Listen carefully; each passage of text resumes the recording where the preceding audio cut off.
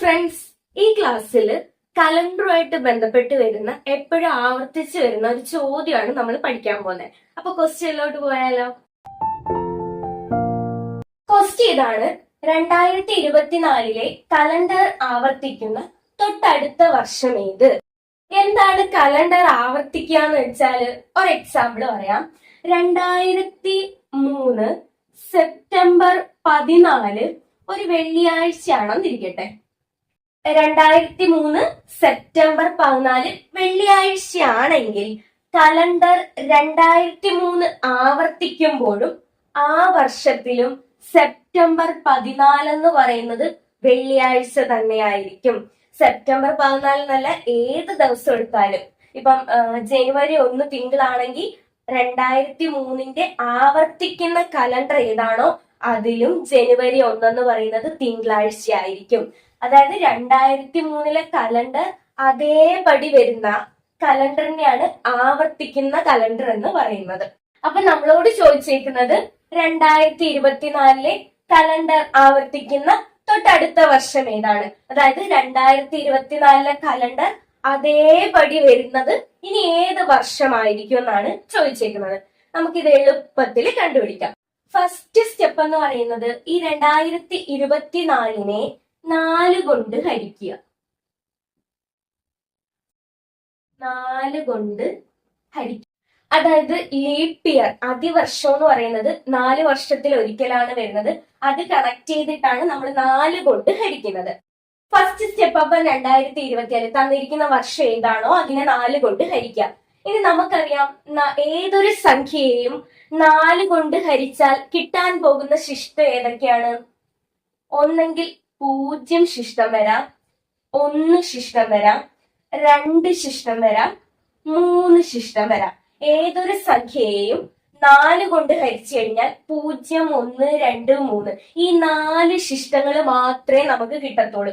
3 കഴിഞ്ഞാൽ പിന്നെ 4, 5, 6 അതൊന്നും ശിഷ്ടമായിട്ട് വരത്തില്ല.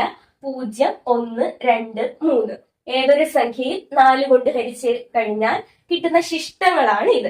അപ്പൊ നമുക്കിവിടെ 2024 4 കൊണ്ട് ഹരിച്ചാൽ ഒന്നെങ്കിൽ 0 കിട്ടുമായിരിക്കും, അല്ലെ 1 കിട്ടുമായിരിക്കും, 2 കിട്ടുമായിരിക്കും, 3 കിട്ടുമായിരിക്കും. അപ്പൊ ഈ 4 ശിഷ്ടത്തിൽ ഏതെങ്കിലും ആയിരിക്കും കിട്ടുന്നത്. 0 കിട്ടുന്നതെങ്കിൽ ഈ തന്നിരിക്കുന്ന ഈ 2024 എന്ന ഈ വർഷത്തിന്റെ കൂടെ 28 കൂട്ടുക. 1 ശിഷ്ടം വരുന്നതെങ്കിൽ തന്നിരിക്കുന്ന ഈ വർഷത്തിന്റെ കൂടെ 6 കൂട്ടുക. 2, 3 ശിഷ്ടം വരുന്നതെങ്കിൽ ഒന്നെങ്കിൽ 2 വരും, ഒന്നെങ്കിൽ 3 ശിഷ്ടം വരും. അങ്ങനെയാണ് വരുന്നതെങ്കിൽ തന്നിരിക്കുന്ന വർഷത്തിന്റെ കൂടെ 11 കൂട്ടുക. അപ്പൊ നമ്മൾ പറഞ്ഞ എന്താണ്? തന്നിരിക്കുന്ന വർഷത്തെ ആദ്യം 4 കൊണ്ട് ഹരിക്കുക. 4 കൊണ്ട് ഹരിക്കുമ്പോൾ ശിഷ്ടം നമുക്ക് 0 വരാം, 1 വരാം, 2 വരാം, 3 വരാം. ഇതിൽ ഏതെങ്കിലും 4 എണ്ണത്തിൽ ഒരെണ്ണം വരാം. 0 വരുന്നതെങ്കിൽ തന്നിരിക്കുന്ന വർഷത്തിന്റെ കൂടെ 28 കൂട്ടുക. 1 വരുന്നതെങ്കിൽ 6 കൂട്ടുക. 2, 3 വരുന്നതെങ്കിൽ 11 കൂട്ടുക. ആകെ ഇത് മാത്രം ഓർത്തിരുന്നാ മതി. എന്താണ്? 0 ശിഷ്ടം വരുന്നെങ്കിൽ 28 കൂട്ടുക, 1 ശിഷ്ടം വരുന്നെങ്കിൽ 6 കൂട്ടുക, 2, 3 ശിഷ്ടം വരുന്നെങ്കിൽ 11 കൂട്ടുക. അപ്പൊ നമുക്ക് ചെയ്യാം. 2024 4 കൊണ്ട് ഹരിക്കാം. 5, 4, 20. 0, 2 താത്തിറക്കി, ഇവിടെ 0 കൊടുത്തു, 4 താത്തിറക്കി, 6, 4, 24. ശിഷ്ടം 0 എന്ന് കിട്ടി. ശിഷ്ടം ഇവിടെ വന്നത് 0. അതുകൊണ്ട് നമ്മൾ എത്രയാണ് കൂട്ടേണ്ടത്? 28 കൂട്ടുക. തന്നിരിക്കുന്ന വർഷത്തിന്റെ കൂടെ 28 കൂട്ടുക. 2024 കൂടെ 28 കൂട്ടുക. അപ്പൊ നമുക്ക് 2024 കൂടെ 28 കൂട്ടാം. 2024 കൂടെ 28 കൂട്ടുമ്പോ 2052 എന്ന് കിട്ടും. അതായത് 2024 കലണ്ടർ എങ്ങനെയാണോ അതേപടി ആയിരിക്കും 2052 കലണ്ടറും. അപ്പൊ എങ്ങനെയാണ് ചെയ്യുന്നത്? ആദ്യമേ തന്നിരിക്കുന്നതിനെ 4 കൊണ്ട് ഹരിക്കുക.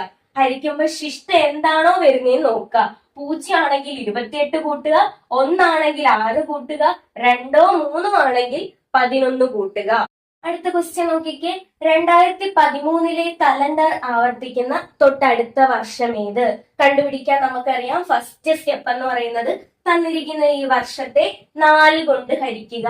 2013 4 കൊണ്ട് ഹരിക്കുക. അപ്പൊ ആദ്യമേ നമ്മൾ മനസ്സിൽ ഓർക്കുക 4 കൊണ്ട് ഹരിക്കുമ്പോൾ വരുന്ന ശിഷ്ടങ്ങൾ ഏതൊക്കെയാണെന്ന്. ഒന്നെങ്കിൽ 0 വരാം, 1 വരാം, 2 വരാം, 3 വരാം. 0 വരുന്നതെങ്കിൽ തന്നിരിക്കുന്ന വർഷത്തിന്റെ കൂടെ 28 കൂട്ടുക. 1 വരുന്നതെങ്കിൽ തന്നിരിക്കുന്ന വർഷത്തിന്റെ കൂടെ 6 കൂട്ടുക. 2 3 ആണ് വരുന്നതെങ്കിൽ തന്നിരിക്കുന്ന വർഷത്തിന്റെ കൂടെ 11 കൂട്ടുക. അപ്പൊ ഇവിടെ നമുക്ക് 4 കൊണ്ട് ഹരിക്കാം. 5 4 20, ശിഷ്ടം 0, 1 താത്തിറക്കി 0 കൊടുത്തു, 3 താത്തിറക്കി 3 4 12, ശിഷ്ടം 1 കിട്ടും. ശിഷ്ടം 1 വരുന്നതെങ്കിൽ നമുക്കറിയാം തന്നിരിക്കുന്ന വർഷത്തിന്റെ കൂടെ 6 കൂട്ടുക.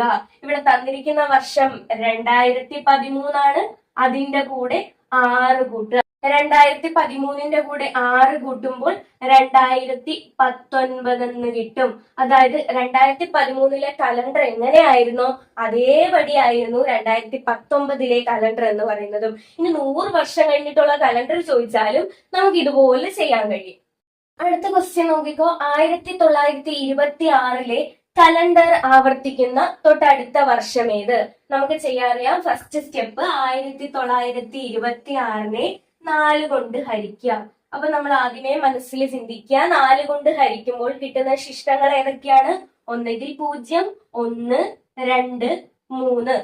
0 ശിഷ്ടം വരുന്നതെങ്കിൽ തന്നിരിക്കുന്ന വർഷത്തിന്റെ കൂടെ 28 കൂട്ടുക. 1 വരുന്നതെങ്കിൽ ശിഷ്ടം വരുന്നതെങ്കിൽ 6 കൂട്ടുക.